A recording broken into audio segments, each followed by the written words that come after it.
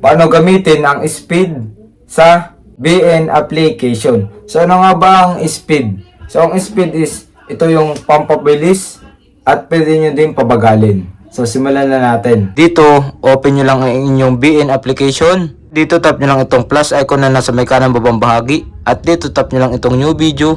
Then itong save button. At dito punta kayo dito sa may video.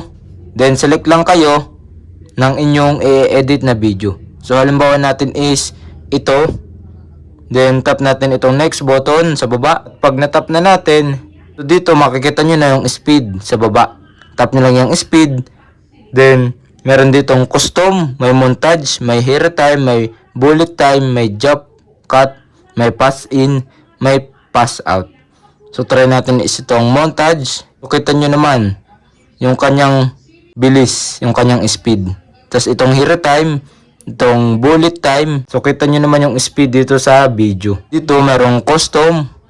So pwede nyo siyang pabilisin. Then pag nakapamili na kayo dito or nakapag-custom na kayo, nyo lang itong check button. At yan, successful na natin na bago ang kanyang speed.